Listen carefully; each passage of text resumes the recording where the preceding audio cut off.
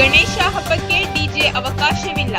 ಶಿರಾ ತಾಲೂಕಿನ ಪಟ್ಟನಾಯಕನಹಳ್ಳಿ ಪೊಲೀಸ್ ಠಾಣಾ ಆವರಣದಲ್ಲಿ ಗೌರಿ ಗಣೇಶ ಮತ್ತು ಈದ್ ಮಿಲಾದ್ ಹಬ್ಬದ ಅಂಗವಾಗಿ ಪಿಎಸ್ಐ ಭವಿತಾ ಮತ್ತು ಸುಹೇಲ್ ಅಹಮದ್ ರವರ ನೇತೃತ್ವದಲ್ಲಿ ಶಾಂತಿ ಸಭೆ ನಡೆಯಿತು. ವಿವಿಧ ಗ್ರಾಮಗಳ ಮುಖಂಡರು ಹಾಗೂ ಮುಸ್ಲಿಂ ಮುಖಂಡರು ಭಾಗವಹಿಸಿದರು. ನೀವು ಮೈಕ್ ಆಗ್ತಿರೋದು ಮತ್ತೆ ತುಂಬ ನನಗೆ ಪ್ರಾಬ್ಲಮ್ ಆಗ್ತಿರೋದು ನಿಮ್ಮದು ಡಿಜೆದು. ಹೋದ ಸರ್ತಿನೂ ಹೇಳಿದ್ದೀನಿ, ಈ ಸರ್ತಿನೂ ಹೇಳ್ತಿದ್ದೀನಿ, ದಯವಿಟ್ಟು ಆದಷ್ಟು ಡಿಜೆ ಬೇಡವೇ ಬೇಡ. ಯಾಕಂದರೆ ಆಲ್ರೆಡಿ ಅದು ಬ್ಯಾನ್ ಆಗಿದೆ. ಆದರೂ ನೀವು ಕದ್ದಿ ಮುಚ್ಚಿ ಹಾಕೊಂಡು ಲಾಸ್ಟ್ ಟೈಮ್ ಎರಡು ಕೇಸ್ ಆಯಿತು. ಏನಕ್ಕಂಥದ್ದು ಹೇಳಿದ್ದೀನಿ. ನಮ್ಮ ಜನಪದ ಕ್ರೀಡೆಗಳಿದ್ದಾವೆ, ಡೊಳ್ಳು ಕುಣಿತಾ ಇದ್ದಾರೆ, ವೀರಗಾಸೆ ಇದ್ದಾರೆ, ಕರೆಸಿ ಅವ್ರಿಗೂ ಒಂದು ಜೀವನ ಆಗುತ್ತೆ. ನೀವು ಆ ಡಿ ಜೆಗೆ ಕಿವಿ ಕಿತ್ತೋಗುತ್ತೆ. ಆ ಡೆಸಿಬಲ್ಸ್ ಕೇಳಿಸ್ಕೊಂಡ್ರೆ ಹಾರ್ಟ್ ವೀಕ್ ಇರೋರಿಗೆ ಹಾರ್ಟ್ ಅಟ್ಯಾಕ್ ಆಗುತ್ತೆ. ವಯಸ್ಸಾದವರು, ಮಕ್ಕಳು, ಹೆಂಗಸರು ಓಡಾಡೋಕ್ಕಾಗಲ್ಲ. ಅದನ್ನು ತೊಗೊಂಬಂದು 20,000 ಕೊಟ್ಟು ನೀವು ಅದು ಶಬ್ದ ಮಾಲಿನ್ಯ ಮಾಡೋ ಬದಲು ಅದೇ 20,000ನ ಈ ವೀರಗಾಸೆ ಅವ್ರಿಗೆ, ಡೊಳ್ಳು ಕುಣಿತದವ್ರಿಗೂ ಕೊಟ್ಟರೆ 1 ವಾರ 15 ದಿವಸ ಜೀವನ ಮಾಡ್ತಾರೆ ಅಲ್ವಾ? ಅದನ್ನೇ ನಂಬ್ಕೊಂಡು ಬದುಕ್ತಿದ್ದಾರೆ ಎಷ್ಟೋ ಜನ. ನಮ್ಮ ಪಟ್ಟನಾಯಕನಹಳ್ಳಿ ಕ್ರಾಸಿಂಗಲ್ಲೂ ಇದ್ದಾರೆ, ಬೇರೆ ಕಡೆ ಇದ್ದಾರೆ, ಅದೇ ಜೀವನ. ಬೆಂಗಳೂರಿಗೆ ಹೋಗ್ತಾರೆ, ಪಟ್ಟನಾಯಕನಹಳ್ಳಿ ಕ್ರಾಸಿಂಗ್ ಅವ್ರು ನಾನು ನೋಡಿದ್ದೀನಿ. ಅವ್ರಿಗೆ ಕೊಡಿ, ನಿಮ್ಮ ಹೆಸರು ಹೇಳ್ಕೊಂಡು 3 ಹೊತ್ತು ಊಟ ಮಾಡ್ತಾರೆ. ಸೊ ಹಂಗೂ ಇಲ್ಲ. ನೀವು ಲಾಸ್ಟ್ ಟೈಮು ತುಂಬ ಜನ ಕೇಳಿದ್ರಿ, ಅಲ್ಲಿ ಕೊಟ್ಟರು ಇಲ್ಲಿ ಕೊಟ್ಟರು. ನೋಡಪ್ಪ, ನೀವಿರೋದು ಪಟ್ಟನಾಯಕನಹಳ್ಳಿ ಪೊಲೀಸ್ ಠಾಣಾ ವ್ಯಾಪ್ತಿಯಲ್ಲಿ. ಪಟ್ಟನಾಯಕನಹಳ್ಳಿ ಪೊಲೀಸ್ ಠಾಣಾ ವ್ಯಾಪ್ತಿಯಲ್ಲಿ ಡಿ ಜೆಗೆ ಅನುಮತಿ ಇಲ್ಲ. ನೀವು ಮೈಕ್ ಲೈಸೆನ್ಸ್ ತೊಗೊಳ್ಳಿ, 2 ಸ್ಪೀಕರ್ ಹಾಕ್ಕೊಳ್ಳಿ, ಹಾಕಿ. ಅದರಲ್ಲೂ ಹಾಡೇ ಅಲ್ವಾ ಬರೋದು? ನೀವು 10 ಸ್ಪೀಕರ್ ಹಾಕಿದ್ರು ಅದೇ ಹಾಡು, 2 ಸ್ಪೀಕರ್ ಹಾಕಿದ್ರು ಅದೇ ಹಾಡಲ್ವಾ? ಹಾಕ್ಕೊಳ್ಳಿ, ಆರಾಮಾಗಿ ಮುಗಿಸಿ. ನಾನೇ ಅವಕಾಶ ಕೊಡ್ತೀನಲ್ಲ. 2 ಸ್ಪೀಕರ್ ಹಾಕ್ಕೊಳ್ಳಿ, ಮುಗಿಸ್ಕೊಳ್ಳಿ ನಿಧಾನ. ಅದು ಬಿಟ್ಟು ನೀವು ಅಲ್ಲಿ ಕೊಟ್ಟರು ಡಿ ಜೆ, ಇಲ್ಲಿ ಕೊಟ್ಟರು ಅಂದಾಗ ತಾವು ದಯವಿಟ್ಟು ಅಲ್ಲೇ ಹೋಗಿ ಗಣೇಶ ಪ್ರತಿಷ್ಠಾಪನೆ ಮಾಡಿ ಅಲ್ಲೇ ಡಿ ಜೆ ತರಿಸ್ಕೊಳ್ಳಿ. ನಂದೇನು ಅಭ್ಯಂತರ ಇಲ್ಲ. ಯಾಕಂದರೆ ಇಲ್ಲೇನಾದರೂ ಆದರೆ ನಾವು ನೋಡೋದು, ಯಾರೋ ಬೇರೆಯವ್ರು ಬಂದು, ಬೇರೆ ಸ್ಟೇಷನವ್ರು ಬಂದು ನೋಡೋದಿಲ್ಲ. ಹಾಗಾಗಿ ಮೈಕ್ ಲೈಸೆನ್ಸ್ ತೊಗೊಳ್ಳಿ, 2 ಸ್ಪೀಕರ್ ಹಾಕ್ಕೊಳ್ಳಿ, ಮುಗಿಸಿ. ಆಗ್ಬೋದಲ್ಲ?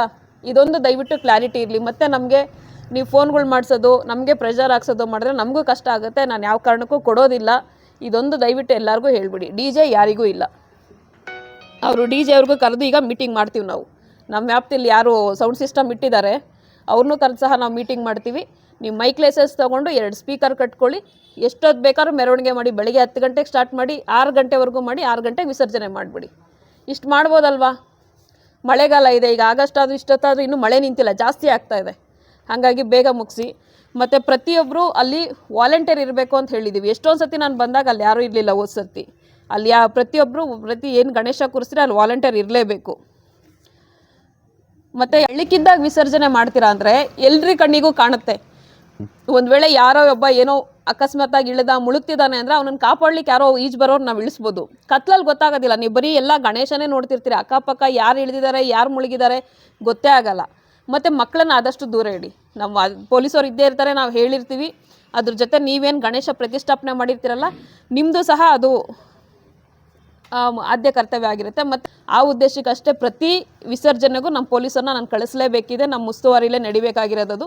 ಹಾಗಾಗಿ ಯಾವ ದಿವಸ ನೀವು ವಿಸರ್ಜನೆ ಮಾಡ್ತೀನಿ ಅಂತ ಹೇಳಿರ್ತೀರ, ದಯವಿಟ್ಟು ಅದೇ ದಿವಸ ಮಾಡಲೇಬೇಕು. ಅದಕ್ಕೆ ಇವಾಗಲೇ ಯೋಚನೆ ಮಾಡಿ, ನೀವು ಇವಾಗಲೇ ಮಾತಾಡ್ಕೊಳ್ಳಿ. ನೀವು ಯಾವತ್ತು ಕೂರಿಸ್ತೀರಾ, ಯಾವತ್ತು ವಿಸರ್ಜನೆ ಮಾಡ್ತೀರಾ ಅದನ್ನು ಕರೆಕ್ಟಾಗಿ ಕೊಡಬೇಕು ನನಗೆ. ಆವತ್ತಿನ ದಿವಸದಲ್ಲಿ ವಿಸರ್ಜನೆ ಮಾಡಬೇಕು.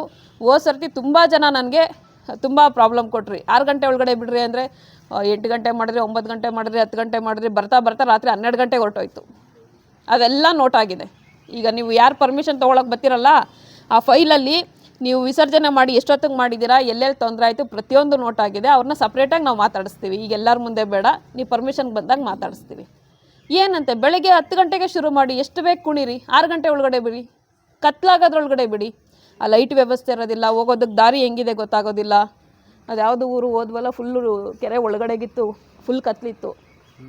ಆ ಸ್ಕೂಲ್ ಹತ್ರ ಎಲ್ಲ ಹಾಕ್ಕೊಂಡಿದ್ವಿ ನಾವು ಗಾಡಿನ. ಒಳಕ್ಕೆ ಹೋದ್ರು ಬೆಳಕೆ ಇಲ್ಲ, ಹೆಂಗೆ ಹೋಗ್ತೀರಪ್ಪ ಅದರಲ್ಲಿ?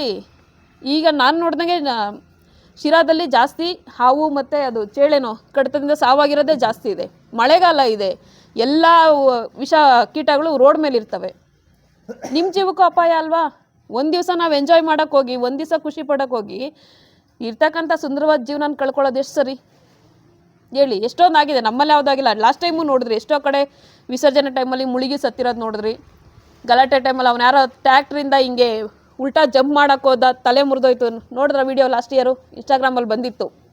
ಮೆರವಣಿಗೆ ಬರ್ತಾಯಿದ್ದೆ, ಟ್ಯಾಕ್ಟ್ರ್ ಮುಂದೆ ನಿಂತ್ಕೊಂಡು ಅದು ಏನೋ ಫ್ಲಿಪ್ ಅಂತಾರಲ್ಲ ಮಾಡೋಕ್ಕೆ ಹೋದ, ಬಿದ್ದು ತಲೆ ಇದೇ ಮುರಿದೋಯ್ತು. ಏನಕ್ಕೆ? ಅಪ್ಪ ಅಮ್ಮ ಅಷ್ಟು ಕಷ್ಟಪಟ್ಟು ಬೆಳೆಸಿರ್ತಾರೆ, ಮನೆಗಿರ್ತಕ್ಕಂಥ ಆಧಾರ ನೀವೇ ಹೊರಟೋದ್ರೆ ಆ ತಂದೆ ತಾಯಿನ ಇರ್ತಕ್ಕಂಥ ಹೆಣ್ಮಕ್ಳು ನೋಡ್ಕೊಳ್ಳೋರು ಯಾರು?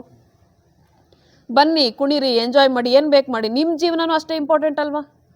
ಹುಡುಗರುಗಳು ನೀವು ಏನು ಅವ್ನು ಕುಣಿತಾನೆ ಇವ್ನು ಕುಣಿತಾನೆ, ಆಯಿತು ಕುಣೀರಿ, ಬಟ್ ನಮ್ಮ ಲಿಮಿಟಲ್ಲಿ ನಾವು ಇರಬೇಕಲ್ವಾ? ಇಂದ ಪರ್ಮಿಷನ್ ತೊಗೊಂಡು ಹಾಕೋವಾಗೂ ಸಹ ನೀವು ನೋಡ್ಕೊಂಡು ಹಾಕಬೇಕು.